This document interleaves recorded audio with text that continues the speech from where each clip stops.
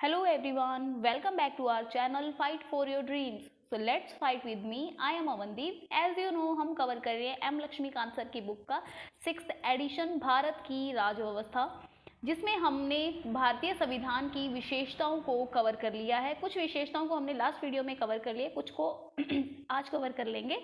अगर कुछ विशेषताएं रह भी जाती है तो हम उसे नेक्स्ट वीडियो में अपलोड कर देंगे, क्योंकि एक वीडियो के अंदर सभी विशेषताओं को समेटना काफ़ी टिपिकल हो जाएगा, काफ़ी टिपिकल टास्क होगा, क्योंकि वीडियो समझ नहीं आएगा, और समझ नहीं आएगा तो वीडियो देखने का और टाइम बर्बाद करने का कोई फ़ायदा नहीं है।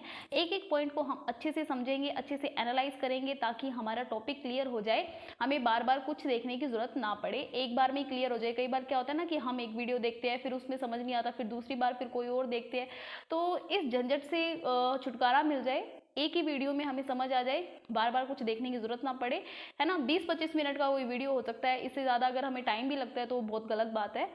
टॉपिक भी बिल्कुल ईजी है, क्योंकि अगर इस टॉपिक को हम समझ लेते हैं ना आज, तो हमें आगे वाला जो सिस्टम है वो बहुत अच्छे से समझ आ जाएगा। वीडियो स्टार्ट करने से पहले एक रिक्वेस्ट करूंगी, वीडियो को कंप्लीट देखना। इस वीडियो का पीडीएफ फाइल आपको हमारे टेलीग्राम चैनल से मिल जाएगा, जिसका लिंक आपको चैनल के अबाउट में मिलेगा, और पीडीएफ का पासवर्ड मैं वीडियो के एंड में आपको बता दूंगी। ओके, संविधान की विशेषताएं। वैसे भारतीय संविधान जो है वो अपने आप में यूनिक है, अपनी विभिन्न विभिन्न विशेषताओं से। देखिए, विभिन्न विभिन्न विशेषताएं हैं, विभिन्न विभिन्न तत्व है, वो हमने अलग अलग देशों से लिए हैं। अलग अलग देशों से लेने का मतलब ये नहीं है कि हमने उनकी नकल की है, हमने नकल नहीं की है, हमने उन्हें परिवर्तन, चेंज के साथ में एक्सेप्ट किया है, क्योंकि हमारे यहाँ की परिस्थितियाँ दूसरे देशों के मुकाबले काफ़ी अलग है। अगर हम उन्हीं के सिस्टम के अकॉर्डिंग हमारा सिस्टम चलाएंगे तो वो सेट नहीं बैठ पाएगा, उससे क्या होगा, टकराव होने की स्थिति की ज़्यादा चांसेस होंगे, है ना।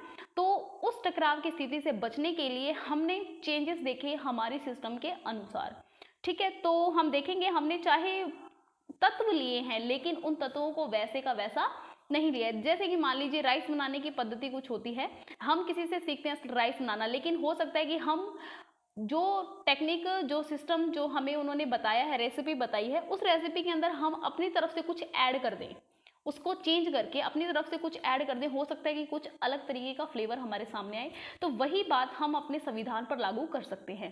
देखिए, एकात्मक और सगात्मक तत्वों का मिश्रण हमारे संविधान के अंदर मिलता है। ऐसे ये जो मिश्रण है ये हर एक देश के अंदर नहीं मिलेगा, ये अपने आप में एक विशेषता है। हमारे संविधान निर्माताओं ने देखिए किस तरीके से कितने जटिल जटिल तत्वों को भी हमारे देश के अंदर मिक्स करके इसको लागू किया, और उन्होंने समझा कि अगर हम किसी एक व्यवस्था को चुनते हैं, अगर एक व्यवस्था का चयन करते हैं, तो हो सकता है कि आगे वाली पीढ़ियों को इस एक व्यवस्था के कारण परेशानी उठानी ना पड़े। इसीलिए उन्होंने क्या किया, बीच का रास्ता निकाला, ठीक है। उन्होंने क्या किया, सर्वसम्मति से बात की। उन्होंने क्या किया, सर्वसम्मति से बात की। उन्होंने कहा कि आप अपने अपने तर्क दीजिए, ठीक है, हम सभी के तर्कों को एक्सेप्ट करेंगे।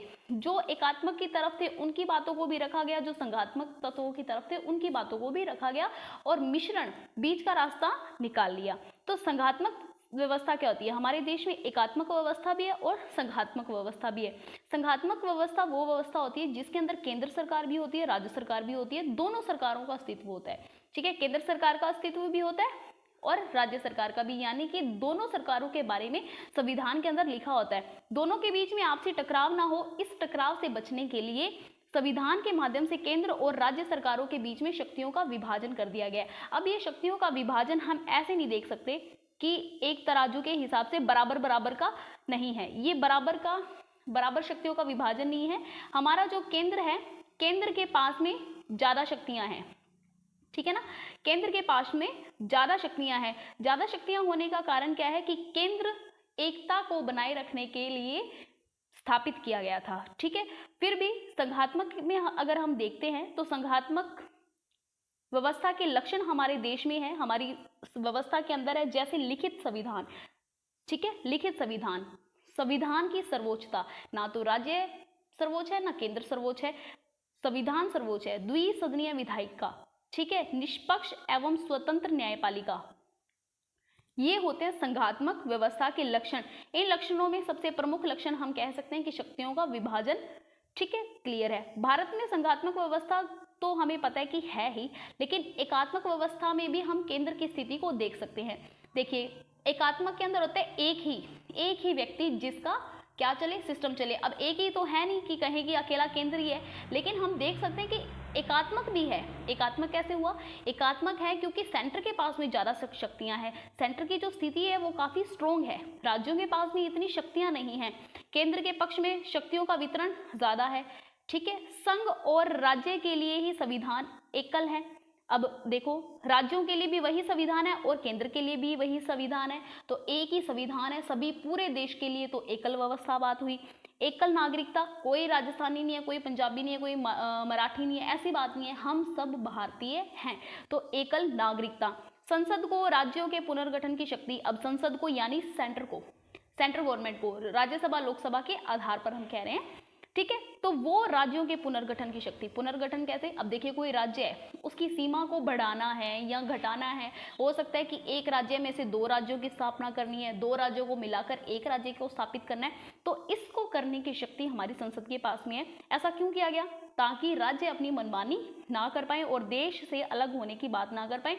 देश की एकता अखंडता के लिए केंद्र सरकार को ज़्यादा शक्तियां दी गई। उसके अलावा भी अगर हम देखते हैं, केंद्र के पास में ज़्यादा शक्तियां हैं। ज़्यादा शक्तियां क्यों हैं? जैसे कि हम कहते हैं कि अपनी समवर्ती सूची है, ठीक है, समवर्ती की सूची के ऊपर संसद का अधिक प्रभाव, केंद्र सरकार का अधिक प्रभाव है। समवर्ती सूची पर दोनों कानून बना सकते हैं, राज्य भी बना सकते हैं और केंद्र भी बना सकती है कानून। ठीक है, लेकिन अगर राज्य और केंद्र के सरकारों के कानूनों के बीच में टकराव होता है, दोनों के कानून आपस में नहीं मिलते हैं, तो केंद्र सरकार द्वारा बनाए गए कानून को मान्यता होती है। फिर उसके बाद में हमारे आते हैं अवशिष्ट शक्तियों की बात। उसके बाद में आती है हमारे पास अवशिष्ट शक्तियों की बात। अवशिष्ट जो शक्तियां हैं वो ऐसी शक्तियां होती है जिसका उल्लेख संविधान के अंदर नहीं किया गया है। देखिए कि जिस वक्त संविधान बना था उस वक्त की परिस्थितियां और हमारे जो बुद्धिजीवी थे उनके आधार पर जो बातें थी, और उन्होंने जितना वो समझ सके कि हाँ कि इतने कंडीशन चेंज हो सकती है, उस आधार पर तो उन्होंने लिख दिए थे कानून। लेकिन हो सकता है कि परिस्थितियां बहुत अलग हो जाएं आगे चलकर, तो उन्होंने क्या किया, जो आगे आने वाली परिस्थितियां हैं और उन परिस्थितियों से निपटने के लिए जो नए कानून बनाने पड़ेंगे, नई परिस्थितियों से निपटने के लिए, तो उन पर कानून बनाने का अधिकार केंद्र को दे दिया। जैसे कि पहले हमारे इंटरनेट की बात करते हैं, अपने इंटरनेट है, ठीक है, पहले इंटरनेट नहीं था, अब इंटरनेट है। इंटरनेट पर क्या हो रहा है? साइबर क्राइम हो रहा है। क्या हो रहा है? Cyber crime. तो साइबर क्राइम से निपटने के लिए क्या हो रहा है? कौन कानून बना रही है? सेंटर बना रही है। फिर उसके बाद में अगर हम कहें, उसके बाद में वैज्ञानिक, ठीक है, वैज्ञानिक क्षेत्र में अगर हम जाते हैं तो वैज्ञानिक क्षेत्र से संबंधित जो कानून है वो कौन बना रही है? सेंटर बना रही है। तो ये क्या हुआ, इससे संबंधित हम कह सकते हैं कि सेंटर, हमारे पास संघात्मक सिस्टम तो है कि हम संघ बने हुए हैं, लेकिन संघ को बनाए रखने के लिए केंद्र की स्थिति मजबूत होना जरूरी है। इसीलिए हमारे पास क्या है? एकात्मक और संघात्मक तत्वों का दोनों का मिश्रण है। ठीक है, एकात्मक इसलिए ताकि कोई राज्य अलग ना हो पाए, हमारे देशवासियों के बीच में ऐसे अलग अलग कोई नागरिकता, भाषा या किसी के आधार पर भेदभाव ना हो। लेकिन इतने बड़े राज्य को एक व्यक्ति नहीं चला सकता, इतने बड़े देश को एक व्यक्ति नहीं चला सकता, ठीक है, एक शासन नहीं चला सकता। तो अलग अलग सिस्टम को सेट करने के लिए इन्होंने संघात्मक व्यवस्था को एक्सेप्ट किया। That is clear. मुझे लगता है इससे बेहतर आपको समझ कहीं और नहीं आएगा। तो आई होप ये पॉइंट आपको अच्छे से समझ आया होगा। चलते हैं नेक्स्ट पॉइंट पर, संसदीय संप्रभुता और न्यायिक सर्वोच्चता में समन्वय। ये पॉइंट देखना, संसदीय संप्रभुता यानी संसद भी संप्रभु है, अपने आप में हेड है, उसके ऊपर किसी का शासन नहीं है। न्यायिक सर्वोच्चता, न्यायालय भी अपने आप में सर्वोच्च है। देखिए कितनी यूनिक बात है, ये भी सर्वोच्च, ये भी सर्वोच्च, दोनों सर्वोच्च हैं। तो जब दोनों में टकराव होगा फिर क्या होगा? कहने की बात यह है कि ये दोनों निरंकुश ना हो जाएं, ये दोनों निरंकुश ना हो जाएं, निरंकुश अपनी शक्तियों का दुरुपयोग ना करने लग जाएं। इसीलिए इन्होंने, हमारे संविधान निर्माताओं ने क्या किया कि एक दूसरे पर ही कंट्रोल करने के लिए इन्होंने इनको शक्तियां दे दी, ताकि कोई भी अगर न्यायालय अगर अपनी शक्तियों का दुरुपयोग कर रहा है तो उसे संसद रोके, और संसद अगर अपनी शक्तियों का दुरुपयोग कर रही है तो उसे न्यायालय रोके। ठीक है, क्लियर है। देखिए इसके अंदर क्या होता है, संसद की संप्रभुता का नियम हम कहाँ से ले रहे हैं? ब्रिटिश संसद से ले रहे हैं। ब्रिटेन के अंदर क्या है, संसद से बड़ा कोई नहीं है, संसद के द्वारा पारित किए गए कानूनों को कोई छेड़ नहीं सकता है, कोई उसको, ठीक है ना, क्या कहते हैं वो टक्कर नहीं दे सकता या फिर उसको चुनौती नहीं दे सकता है। जबकि न्यायपालिका की सर्वोच्चता का सिद्धांत हमने कहाँ से लिया है? अमेरिका के सर्वोच्च न्यायालय से लिया है, लेकिन हमने एज इट इज वैसा नहीं लिया है, हमने उसके अंदर बदलाव किया है। जिस प्रकार भारतीय संसद प्रणाली ब्रिटिश प्रणाली से अलग है, ठीक उसी प्रकार भारत में सर्वोच्च न्यायालय की समीक्षा शक्ति जो है अमेरिका के न्यायालय से अलग है। अमेरिका के अंदर तो क्या है, संविधान में विधि की नियत प्रक्रिया होती है। अमेरिका में क्या होता है, विधि की कानून की नियत प्रक्रिया होती है, लेकिन भारत के अंदर ऐसा नहीं होता। भारत के अंदर विधि द्वारा स्थापित प्रक्रिया होती है। जो विधि कानून के द्वारा जो प्रक्रिया स्थापित की गई है, कानून कहाँ लिखी गई है? संविधान के अंदर। संविधान के अंदर जो बातें कही गई है उसके आधार पर प्रक्रिया चलेगी, जो अनुच्छेद 21 का प्रावधान है। ठीक है, याद रहेगा, भारतीय संविधान में विधि द्वारा स्थापित प्रक्रिया अनुच्छेद 21 का प्रावधान है। इसीलिए भारतीय संविधान निर्माताओं ने ब्रिटेन की संसदीय संप्रभुता, अमेरिका की न्यायालय सर्वोच्चता के बीच संतुलन बनाया है। इन्होंने ना तो संसद को सर्वोच्च होने दिया और ना ही न्यायपालिका को सर्वोच्च होने दिया। कैसे? अगर संसद कुछ गलत कानून बनाती है तो उसको चेक करेगी कौन? न्यायपालिका, सर्वोच्च न्यायपालिका। ठीक है, सर्वोच्च न्यायालय इसे चेक करेगा कि क्या ये जो कानून संसद ने पारित किया है क्या वो संविधान के अंडर में आता है, क्या वो संवैधानिक दृष्टि से गलत तो नहीं है, वैधानिक है तो सही है। अगर वो वैधानिक नहीं है तो उसे कहे जाएगा असंवैधानिक कानून आपने पारित किए, इसे वापस ले लीजिए या फिर रद्द कर दीजिए। ठीक है ना, तो यही बात यहाँ पर की गई है जब संसद को कंट्रोल में करना हो तो सर्वोच्च न्यायालय का न्यायपालिका क्या करेगी? सर्वोच्च न्यायालय करेगा कि संसदीय कानूनों को असंवैधानिक घोषित कर सकता है, तो फिर संसद को कौन कंट्रोल करेगा? अगर न्यायपालिका को कौन कंट्रोल करेगा? अगर न्यायपालिका अपने हितों का दुरुपयोग करती है तो संसद संविधान के आधार पर बदलाव कर सकता है, संविधान के बड़े क्षेत्र को बदल सकता है। ये है संसद की शक्ति। और सर्वोच्च शक्ति किसके पास में है? संविधान के पास में। ना तो संसद के पास में सर्वोच्च शक्ति है, ना ही न्यायपालिका के पास में। सबसे सर्वोच्च शक्ति है संविधान की, जिसका आधार कौन है? जिसको शक्ति कहां से मिल रही है? जनता से। क्लियर है। एकीकृत एवं स्वतंत्र न्यायपालिका, बात कर रहे हैं एकीकृत, एक ही न्यायपालिका और वो भी स्वतंत्र न्यायपालिका। हमारे पास में सुप्रीम कोर्ट है, ठीक है, हमारे पास में सुप्रीम कोर्ट है। ठीक है, सुप्रीम कोर्ट जो है वो अपने अंडर में हाई कोर्ट को रखती है। ठीक है, और हाई कोर्ट के अंदर जो होते हैं वो डिस्ट्रिक्ट कोर्ट होते हैं। क्लियर है। तो इन सब पर जो कानून लागू होते हैं वो किसके आधार पर होते हैं? सुप्रीम कोर्ट के द्वारा। ठीक है, अगर कोई केस फंस जाता है तो हाई कोर्ट का केस कहाँ जाता है? सुप्रीम कोर्ट में जाता है, वहां जाकर हल होता है। ठीक है, ऐसा नहीं कि सुप्रीम कोर्ट का आपका केस है और वो हाई कोर्ट सॉल्व करने लग जाएंगे और उसके बाद में हाई कोर्ट के जो केसेस हैं वो डिस्ट्रिक्ट कोर्ट सॉल्व करने लग जाएंगे।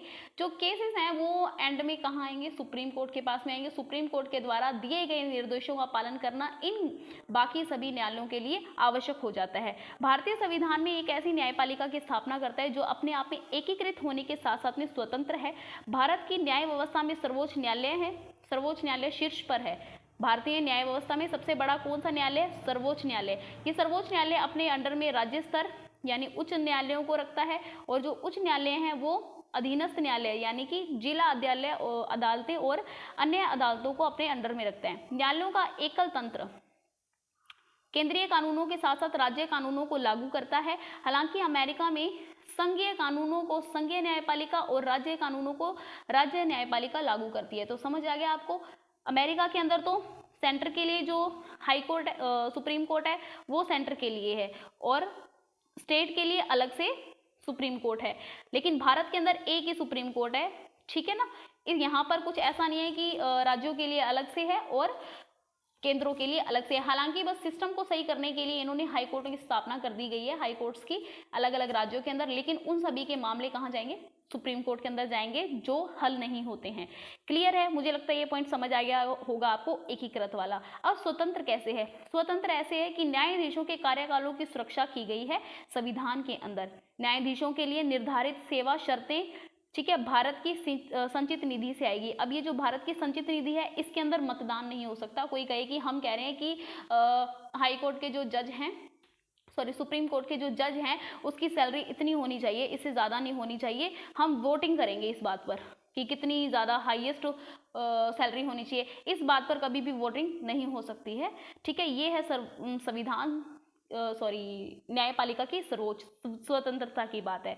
ठीक है, फिर बात हो रही है न्यायालय के अंदर, सुप्रीम कोर्ट के अंदर या हाई कोर्ट के अंदर कोई केस पेंडिंग चल रहा है। ठीक है, उस केस के ऊपर आप विधायिका या फिर संसद के अंदर बहस नहीं कर सकते हैं। ये है हमारी न्यायपालिका की स्वतंत्रता।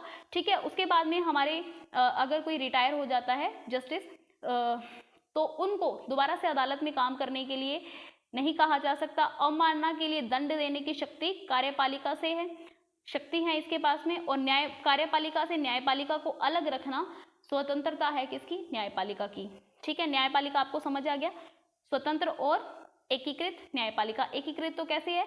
Supreme court, high court, district court. ठीक है, और स्वतंत्र कैसे है? स्वतंत्र है कि इसके द्वारा हमारे सुप्रीम कोर्ट में जो केस चल रहे हैं उस पर कोई बातचीत नहीं हो सकती। सुप्रीम कोर्ट के जो हमारे जस्टिस है, ठीक है, उनके सैलरी पर, उनके वित्त पर कोई भी वोटिंग नहीं हो सकती है। और कार्यपालिका और न्यायपालिका को अपने अपने कार्यों से अलग रखा गया है। That is clear. कठोरता और लचीलेपन का समन्वय, ये हमारे संविधान की सबसे अच्छी विशेषता है।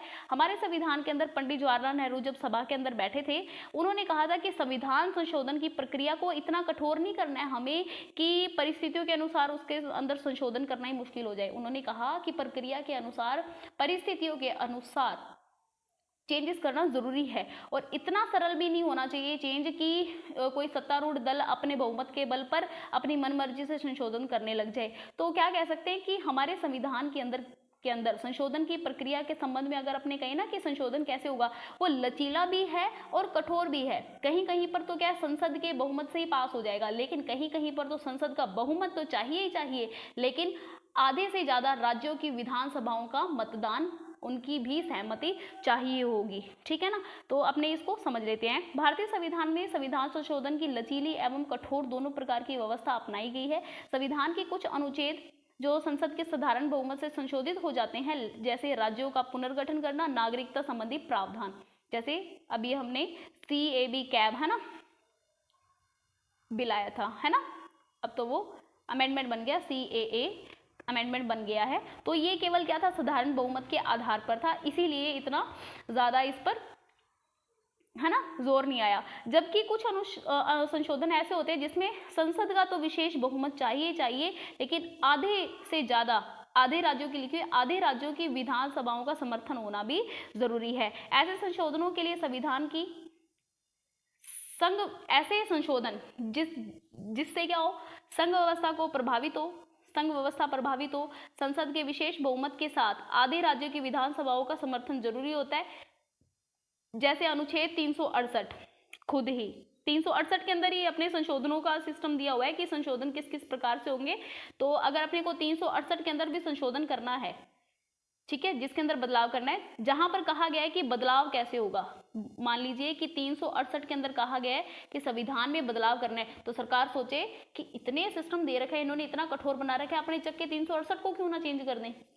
सारों में अपने इजी कर देते हैं ना, कि जरूरी थोड़ी कठोर वाला कर रहे हैं। तो 368 को, अगर आपको 368 को भी चेंज करना है तो आपको संसद के तो अपना चाहिए ये विशेष बहुमत, लेकिन आधे राज्यों के विधानसभाओं का भी आपको समर्थन चाहिए 368 को चेंज करने के लिए। ठीक है, राष्ट्रपति की निर्वाचन प्रक्रिया अगर आपको चेंज करनी है, उसके लिए केंद्र और राज्यों के बीच शक्तियों के विभाजन के लिए। ठीक है, तो अपने कह सकते हैं कि भारत का जो संविधान है वो ना तो लचीला है ना ही कठोर है, बल्कि ये संविधान जो है दोनों तत्वों का मिला जुला रूप है।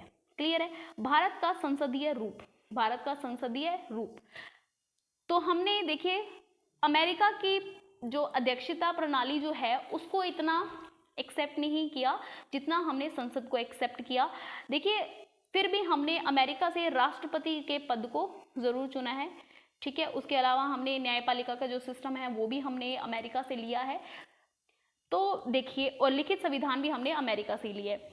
हमने अमेरिका से ये प्रावधान क्यों लिए? हमने अमेरिका से प्रावधान इसलिए लिए क्योंकि उस वक्त जो टाइम था 1947-46 का, उस वक्त अमेरिका जो था वो एक महान शक्ति के रूप में उभर रहा था। तो हम भी चाहते थे कि हम भी अमेरिका की तरह क्या करें, महान शक्ति के रूप में उभरें। तो अमेरिका के ऐसे कौन कौन से सिस्टम है जिसके द्वारा इस सिस्टम को लागू करने पर क्या हमारा भारत आगे बढ़ सकता है। तो क्यों ना हम इस महान देश, है ना, इस महान शक्ति के आधार पर ही थोड़े बहुत अपने सिस्टम को चेंज कर ले। फिर हमने सोचा कि एक छोटा सा ब्रिटेन इतने बड़े महान देश के ऊपर राज करता रहा इतने सालों तक, इसकी कौन सा सिस्टम था, कौन इसको कंट्रोल कर रहा था। हम ब्रिटेन से प्रभावित हुए, इसीलिए हमने ब्रिटेन के संसदीय रूप को स्वीकार किया है। लेकिन हमने ब्रिटेन के जैसा संसदीय रूप स्वीकार नहीं किया है, क्योंकि ब्रिटेन के अंदर तो क्या होता है कि जो हेड होता है वहाँ का, यानी कि जो महारानी होती है, वो तो उत्तराधिकारी के सिस्टम पर चलते हैं, यानी रानी का बेटा आगे से आगे उनका उत्तराधिकारी वो बैठे रहेंगे। लेकिन हमने वहाँ रानी की जगह पर राष्ट्रपति को बिठाया है, और राष्ट्रपति का क्या होता है, निर्वाचन होता है। हमने उस वहाँ पर चेंज कर दिया।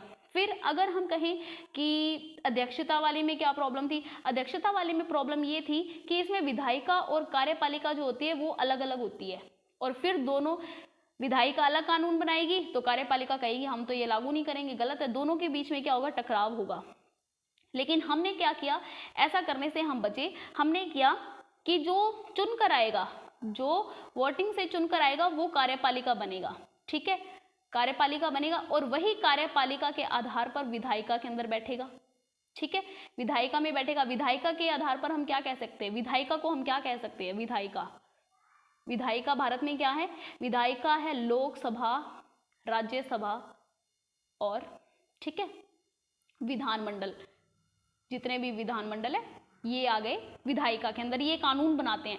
और इनके अंदर जो बैठी है कार्यपालिका हम किसे कहेंगे, कार्यपालिका जो चुनकर आए हैं, कौन है वो, राष्ट्रपति, प्रधानमंत्री, मंत्रिपरिषद, ठीक है, ये क्या होंगे, कार्यपालिका होंगे। तो हमारे यहाँ पर सिस्टम क्या है, ब्रिटेन से बिल्कुल अलग है। लेकिन ब्रिटेन की संसदीय रूप हो चाहे भारत का संसदीय रूप हो, हेड तो एक ही होता है, वो होता है प्रधानमंत्री। तो इसीलिए संसदीय रूप को क्या क्या कहा जाता है, प्रधानमंत्री सरकार कही जाती है। क्लियर है, मुझे लगता है कुछ और ये पढ़ने की जरूरत नहीं पड़ेगी आपको, ये पॉइंट आप जरूर देख लेना कि संसदीय जो सिस्टम होता है उसके अंदर वास्तविक में नाम मात्र की कार्यपालिकों की उपस्थिति होती है, यानी राष्ट्रपति यहाँ पर होते हैं। जो हेड होता है वो नाम मात्र ही होता है, जैसे ब्रिटेन के अंदर जो हेड है महारानी, वो नाम मात्र के उनके सिग्नेचर चलते हैं, और भारत के अंदर राष्ट्रपति। क्लियर है। फिर उसके बाद में है बहुमत वाले दल की सत्ता होती है, तो ये बात आप अच्छे से जानते हैं। विधायिका के समक्ष कार्यपालिका की संयुक्त जवाबदेही होती है, विधायिका के समक्ष कार्यपालिका की क्या होती है, संयुक्त जवाबदेही होती है। कार्यपालिका जो चुनकर आती है, क्लियर है, प्रधानमंत्री, मंत्रिपरिषद, है ना, ये विधायिका के अंदर जवाब देने के लिए, ठीक है ना, बंधे होते हैं। प्रधानमंत्री और मुख्यमंत्री का नेतृत्व, क्लियर है। विधायिका में मंत्रियों की सदस्यता, निचले सदन का विघटन होना, यानी लोकसभा का विघटन होना, 5 वर्ष का टाइम होता है इनका। ओके, हालांकि भारतीय संसद प्रणाली बड़े पैमाने पर ब्रिटिश संसद प्रणाली पर आधारित है, फिर भी दोनों में कुछ अंतर जरूर है। ब्रिटिश संसद की तरह भारतीय संसद संप्रभु नहीं है, ठीक है, कि जो ब्रिटेन की संसद है उसने जो कानून पारित कर दिया उसको कोई चुनौती नहीं दे सकता, ऐसा नहीं है। भारत के अंदर चुनौती दी जा सकती है सुप्रीम कोर्ट के अंदर जाके, ठीक है। इसके अलावा भारत का प्रधान निर्वाचित होता है, गणतंत्र है, भारत के अंदर गणतंत्र है, लेकिन ब्रिटेन के अंदर तो उत्तराधिकारी व्यवस्था है। तो हमारे यहाँ पर उत्तराधिकारी व्यवस्था नहीं है, हमारे यहाँ पर गणतंत्र है। क्लियर है। अब गणतंत्र का मतलब आपको अच्छे से समझ आ गया होगा, जो भारत का जो हेड होता है वो हमेशा चुनकर आता है, इसी बोलते हैं गणतंत्र। किसी भी संसदीय व्यवस्था में चाहे वह भारत की हो अथवा ब्रिटेन की, प्रधानमंत्री की भूमिका जरूरी होती है। सबसे प्रभावशाली भूमिका होती है प्रधानमंत्री की, चाहे वो ब्रिटेन हो या भारत हो। तो इसीलिए जो संसदीय स्वरूप होता है उसे कहते हैं प्रधानमंत्री सरकार। जैसे प्रधानमंत्री तो सीधा प्रधानमंत्री सरकार नहीं कहते, प्रधानमंत्री की जगह पे प्रधानमंत्री का नाम ले लेते हैं, मोदी सरकार, है ना। तो क्यों कहा जाता है, क्योंकि हमारे पास संसदीय प्रावधान है, इसीलिए। तो आई होप आपको इस वीडियो का जो सिस्टम है वो अच्छे से समझ आ गया होगा, एक पॉइंट आपको क्लियर हो गया होगा।